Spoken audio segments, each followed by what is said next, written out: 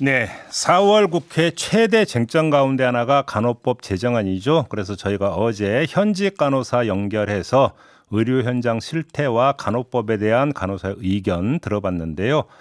오늘은 의사들의 입장을 좀 들어보겠습니다. 대한의사협회가 비대위까지 꾸렸는데요. 박명하 비상대책위원장 전화 연결하겠습니다. 나와 계시죠? 네, 안녕하십니까. 안녕하세요, 비대위원장 위원장님. 강명하입니다. 일단 뭐 총론 삼아서 간호법 제정안에 반대하는 이유가 뭘까요? 간략히 추려 주시면. 예, 일단은 간호법이라고 하는 것이 코로나19 상황에서 간호사들만이 이제 고생을 하셨고 그래서 처우를 개선해야 된다 이런 취지로 간호법이 만들어졌는데 사실은 다른 간호조무사나 응급구조사, 임상병리사, 뭐 방선사 이런 약소 직역들의 권익을 침탈하면서 이제 그런 분들의 피해를 앞세워서 간호사만의 처우를 위해서 단독법을 만들었다. 뭐 이런 취지로 그래요? 반대하고 있습니다. 일단 그러면 그 법안 내용 중에서 가장 그 문제로 지금 삼고 있는 거 하나만 뽑아 주신다면 어떤 내용일까요?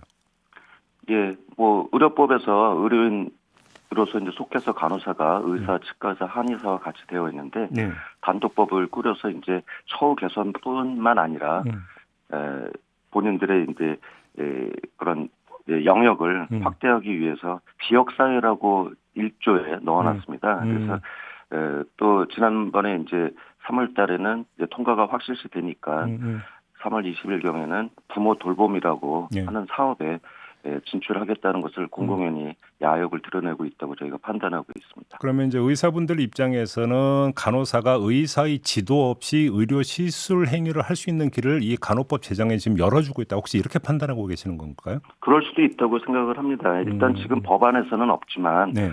지금 여러 13개 보건의료 단체들이 반대를 하고 있는 상황이다 보니까 문제가 있다고 하는 것들을 많이 빼서 껍데기만 있는 법안이라고는 말을 하고 있는데 언제든지 이제 개정 또 시행령 등을 통해서 본인들이 생각하고 있던 또 원래 넣으려고 했던 것들을 개정 또는 시행령 등을 통해서 바꿀 수가 있다고 보고 있고요.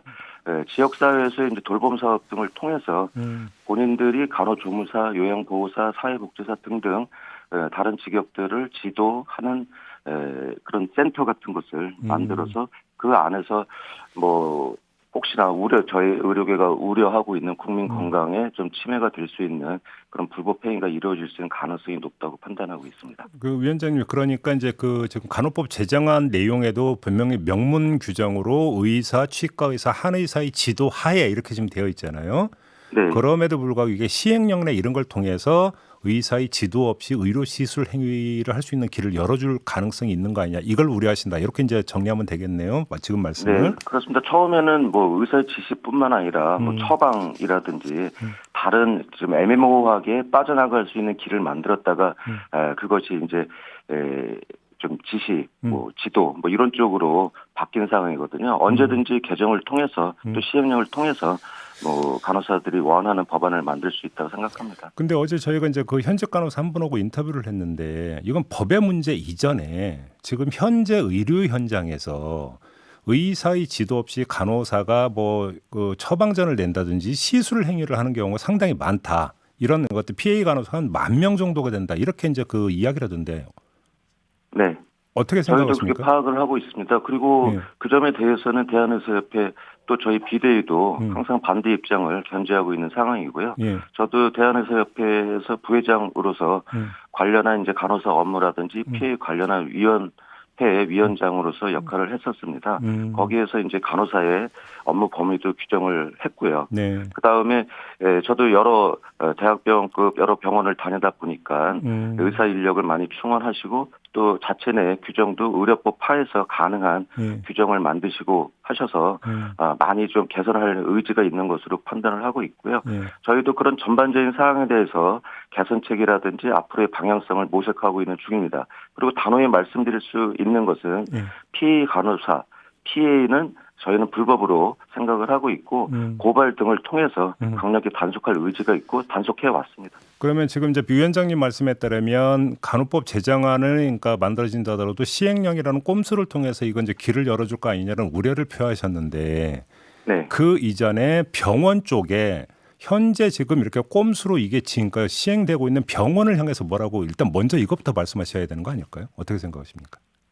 단순히 지금 간호법이 피해의 합법화를 개선하기 위한 법안이라고 저희는 생각하지 않고 간호사 특혜법이라고 생각을 하고 있습니다. 네네. 그렇기 때문에 그것에 대한 법안에 대한 문제점을 말씀을 드리는 상황이고요. 피해는 그 중에서 일부일 수가 있고 네. 이런 법안에서 그것을 간호사의 영역을 확대하는 측면에서 피해를 합법화하는 그런 쪽에 의미가 있을 알겠습니다. 수 있다고 보는 거고요. 그다음에 각 병원에다가는 저희가 항상 불법적인 문제 개선을 위해서 요청하고 있고 단속 또 이제 불법행위가 벌어지게 되면 고발하고 있고요. 아까 말씀드린 대로 저희 위원회에서도 그런 관련 규정과 앞으로의 방향성에 대해서 논의를 하고 있는 상황입니다. 근데 이제 지금 문제가 그 현실로 돌아가면 농어촌 지역 있잖아요. 네. 병원이 거의 없고 의사 선생님이 거의 없는 이 농어촌 지역을 어떻게 할 것인가라고 또 현실적인 고민이 있지 않겠습니까? 네. 이 부분에서 간호법 제정안 그러니까 이야기가 좀 나오는 부분도 있는 건데 이 맥락은 또 그 동의를 못 하시나요? 그렇게 말하는 것 자체가 예.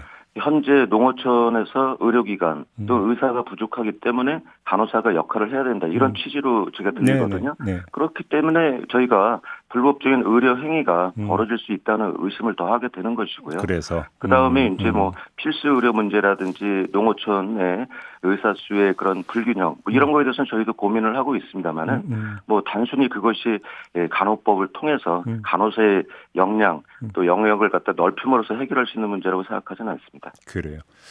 아무튼 그나저나 이제 그러면 그 정당 특히 민주당하고는 좀 얘기 나눠보셨어요 이 문제 가지고? 민주당하고는 이제 기존 의협집행부가 법안의 문제점에 대해서 이제 많이 소통을 해 왔고 네. 저도 하고 있습니다만은 그런데 이제 법사위에서 또 다른 의료법이라든지 관련 법률하고 문제라든지 그거에 대해서 좀 더 논의를 하자 여야가 그렇게 얘기가 됐다가 네. 갑자기 이제 법안이 민주당에 의해서 패스트트랙으로 본회의 직상정 되었기 때문에 저도 비대위가 꾸려지게 된 이유라고도 말씀드릴 수가 있겠고요. 그래서 이제 민주당뿐만 아니라 여야 정부 가릴 거 없이 법안의 문제점 말씀드리고 또 개선할 수 있는 것을 같이 얘기하고 있는 중입니다. 우연찮게도 지금 그 위원장님 인터뷰가 끝나자마자 그 더불어민주당 정책위 의장과 인터뷰가 예정이 되어 있는데요. 네. 혹시 민주당한테 꼭 전하고 싶은 말씀이 있으면 제가 대신 전하겠습니다. 어떤 말씀 주시겠습니까? 예, 감사합니다. 이게 민상법안도 아니지 않습니까? 급하게 서둘러야 될 필요가 없는 거고 대한의사협회 의사뿐만 아니라 간호조무사, 응급구조사 등 요양보호사 포함해서 400만 보건복지의료연대가 네. 강력하게 저항하고 반대하고 있는 법안이라는 것을 꼭 말씀을 드려주시고요. 예. 그래서 이제 그것이 다른 약소 직역들의 권익을 침범하지 않고 국민 건강을 위해서 과연 무엇이 정답이고 무엇이 올바른 길인가를 꼭 염두에 두고 대한의사협회 포함한 13개 보건의료연대와 같이 많은 의논을 해 주시길 바랍니다. 알겠습니다. 하나만 더 여쭤볼게요. 이 간호법 말고 의료인 면허 박탈법 있잖아요. 네. 이거 반대하시는 이유가 뭐예요? 네. 일단은 지금 민주당에 의해서 같이 패스트트랙으로 올라간 것이라서 저희도 좀 충격적이라고 생각을 하고 있고요. 예. 일단은 사소한 과실에도 너무 가혹하다 그런 말씀을 드리는 겁니다. 그래서 일상생활에서 항상 벌어질 수 있는 여러 가지 폭행이라든지 또 교통사고라든지 하는 국민 누구나도 실수할 수 있는 그런 법안까지도 근고형 이상을 받게 되면은 그러면은 무조건 5년 이상의 추가적인 그런 저희 면허 박탈할 수 있는 그런 기간을 갖다가 강화를 했기 때문에 저희가 반대를 하는 것이고요. 말로는 이제 다른 변호사 협회랑 형평을 맞추기 위해서라고 하는데 변호사랑 의사는 다르죠.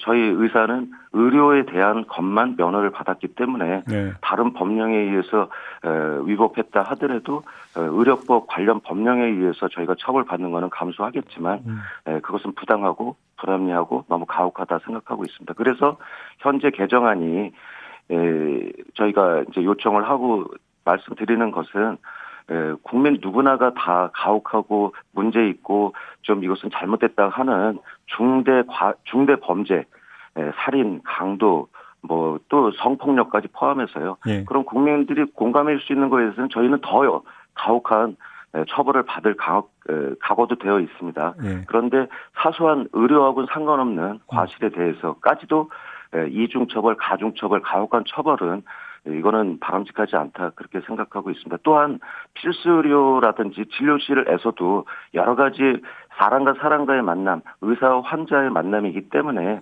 거기에서 벌어질 수 있는 여러 가지 상황이 있을 수 있지 않겠습니까? 요즘은 하도 이제 학생들이 성적인 문제라든지 이런 것도 있기 때문에 명예훼손이나 뭐 폭력, 폭언, 뭐 여러 가지 성적인 문제에 있어서 논란이 될 수가 있는데 그러면은 이제 저의 진료가 위축될 수도 있고요.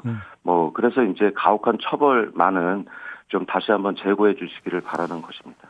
짧게 그럼 다시 한번 추가 질문 드리겠는데 바로 어떤 수술실이나 이런 데서 이루어지는 비윤리적이고 비도덕적이고 의료인이 해서는 안 되는 행위를 해서 발각이 돼서 처벌을 받은 경우에도 의사 자격이 유지가 돼야 된다고 생각하십니까?